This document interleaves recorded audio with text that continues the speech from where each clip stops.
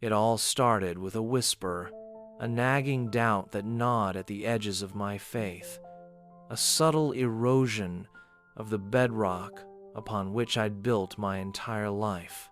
For over 30 years, I, Reverend Thomas Johnson, had stood at the pulpit of the First Baptist Church of Harmony Creek, a small, unassuming town nestled in the heart of Ohio. 30 years of sermons, baptisms, weddings, funerals. 30 years of guiding my flock, offering solace, dispensing wisdom, and proclaiming the unwavering love of God. But somewhere along the way, the words began to feel hollow. The fire that had once burned so brightly within me, the unwavering conviction that had propelled me into the ministry, had dwindled to a flickering ember. And the whisper? It kept repeating a single, unsettling phrase, a phrase drawn from the very scriptures I preached. Having a form of godliness, but denying the power thereof. 2 Timothy 3-5. That verse, that chilling indictment of a faith devoid of genuine power, became the soundtrack to my growing spiritual crisis. I'm 61 now, or at least, I think I am. Time has a funny way of becoming fluid after you've briefly stepped outside of it. I've always been a man of routine, of order, of unwavering adherence to the tenets of my faith. I grew up in a devoutly religious household, the son of a preacher, the grandson of a preacher. The Bible was as familiar to me as the back of my hand, its verses ingrained in my memory, its stories shaping my worldview.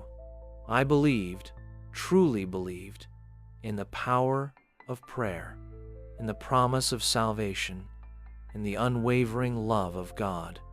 I dedicated my life to serving Him, to spreading His word, to guiding others on the path to righteousness.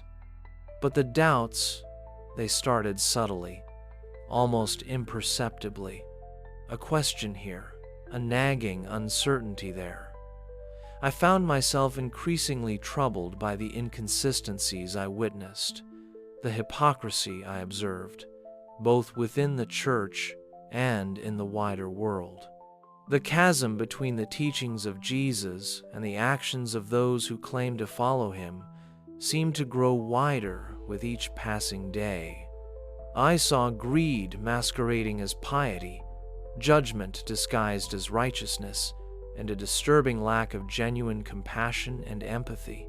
And if I'm honest, I saw it in myself too. I found myself going through the motions, delivering sermons that felt scripted, offering platitudes that lacked the fire of genuine conviction. I felt like a performer, an actor playing a role, rather than a true shepherd guiding his flock.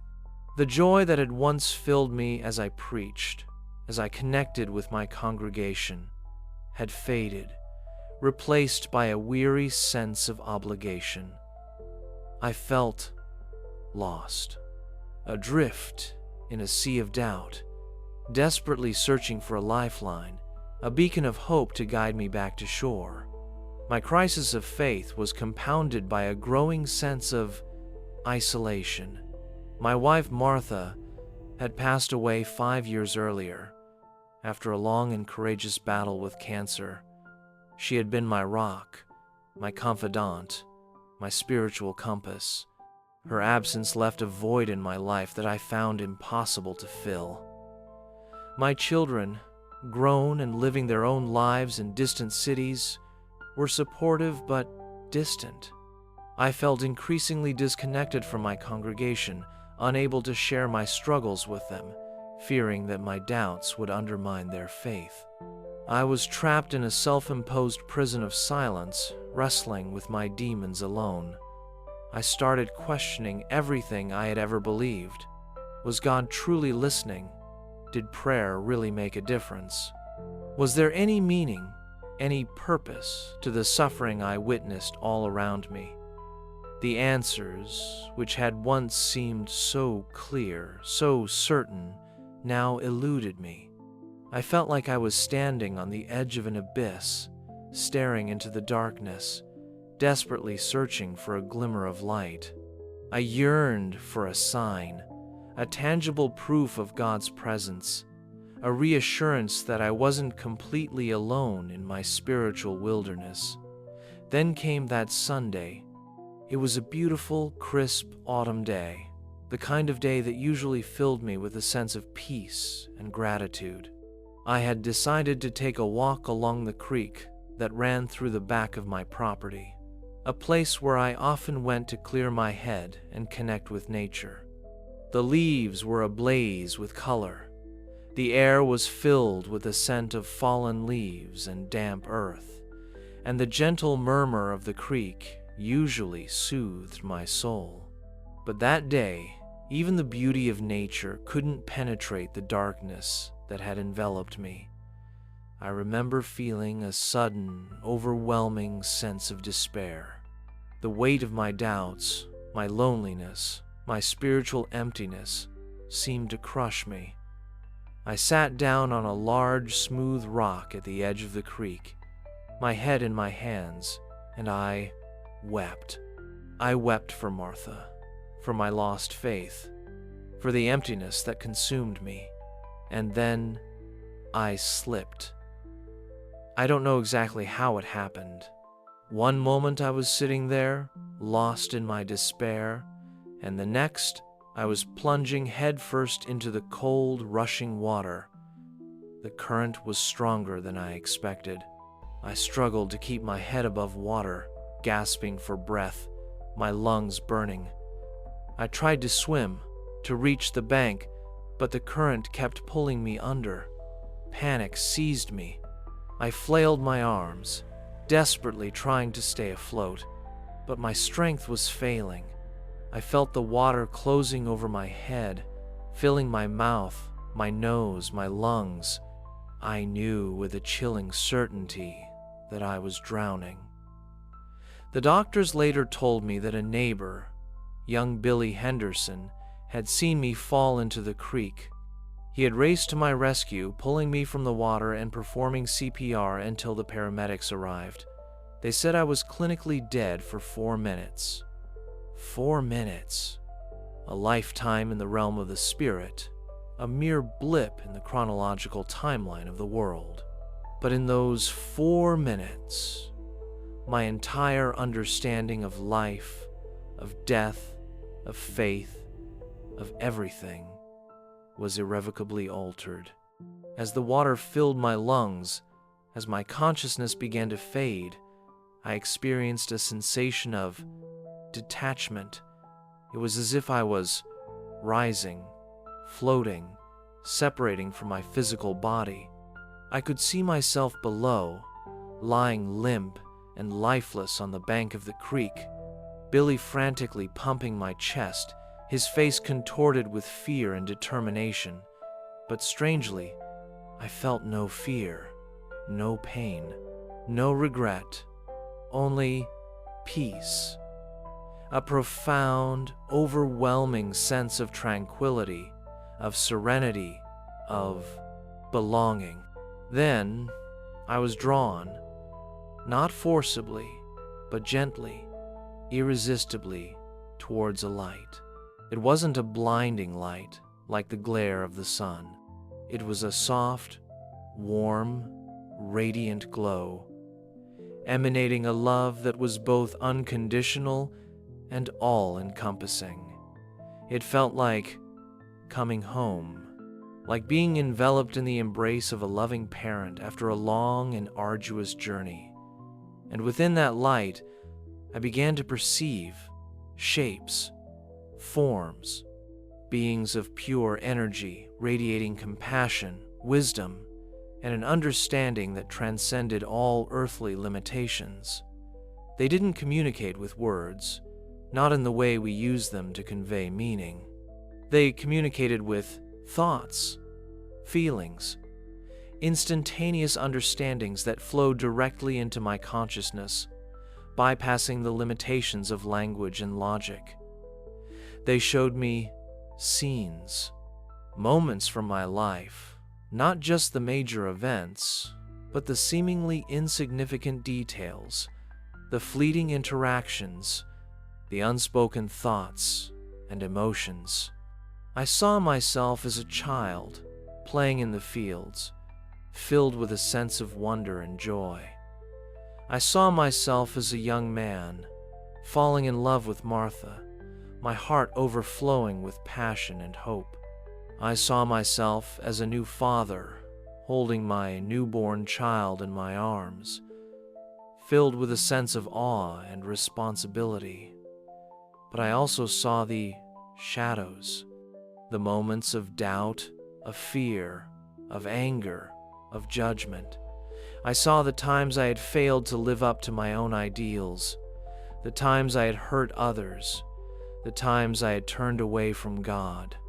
And yet, there was no condemnation, no judgment, only love.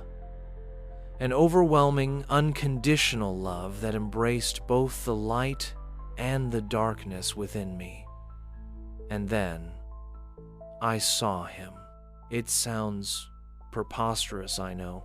A Baptist minister, steeped in the traditional doctrines of his faith, encountering Jesus, but there he was. Not as he is often depicted in religious art, with flowing robes and a halo of light. He was simpler, more human. He was standing in what appeared to be a garden, a vibrant, lush garden, filled with flowers of every imaginable color, with trees bearing fruit of every kind, with a sense of life and abundance that was both breathtaking and profoundly peaceful. He smiled at me, a smile that reached his eyes, crinkling the corners, and filled me with a sense of recognition, of profound, inexplicable belonging. He didn't preach. He didn't lecture. He didn't recite scriptures or deliver theological pronouncements. He simply walked with me through the garden, through the landscapes of my life, through the realms of my consciousness, and as we walked, he showed me myself, not the Reverend Thomas Johnson, the respected minister, the pillar of the community, the man who had spent his life trying to live up to the expectations of others, trying to fit into a mold that had never truly felt like my own. He showed me the real me, the flawed, imperfect, vulnerable human being beneath the surface, the man who had been hiding his true self, even from himself, for far too long. He showed me the masks I had worn, the roles I had played, the ways I had tried to conform to the expectations of others, to fit into a preconceived notion of what a good Christian, a good minister, should be. He showed me how I had stifled my own creativity, my own passions, my own unique gifts, in an attempt to be someone I was not. And then he spoke. His voice was gentle, yet filled with a power that resonated deep within my soul. He said, "The greatest commandment is not to be perfect, but to be you, to be the authentic, unique, individual expression of the divine that you were created to be. You have spent so long trying to fit into a mold, trying to live up to the expectations of others, that you have forgotten who you truly are." He continued, "The kingdom of God is not a place you go to after you die.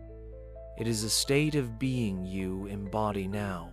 It is about living in alignment with your true self, with your authentic nature, with the divine spark that resides within you. It is about embracing your imperfections, your vulnerabilities, your unique gifts and talents, and using them to serve others, to contribute to the world, to express the love that is the essence of your being." He showed me that the spiritual realm isn't about rigid rules and regulations, about dogmatic beliefs and prescribed rituals. It's about connection, connection to oneself, connection to others, connection to the divine. It's about living from the heart, about embracing love, compassion, and empathy, about being true to oneself and honoring the truth in others. The angels, the beings of light, aren't concerned with our theological debates or our denominational differences. They are concerned with the quality of our being, with the authenticity of our hearts, with the love we express in our thoughts, words, and actions. He emphasized, it's not about doing the right things, but about being the right person. And the right person is not some idealized, unattainable version of yourself. It is the real you, the authentic you, the you that I created you to be, flaws and all. Embrace your imperfections. They are part of your journey. They are what make you human. They are what allow you to connect with others on a deeper level. The central message, the core lesson I received during those 4 minutes outside of time was this: be yourself. Embrace your authenticity. Live in alignment with your true nature. Do not try to be someone you are not. Do not try to fit into a mold that does not belong to you. Express your unique gifts and talents. Share your love and compassion with the world, and live a life of purpose, of meaning, of genuine connection. This is the path to true enlightenment, to true fulfillment, to true connection with the divine. It's not about following a set of rules, but about becoming a living embodiment of love. When I returned, when I gasped for breath, my lungs burning, my body shivering, I was different.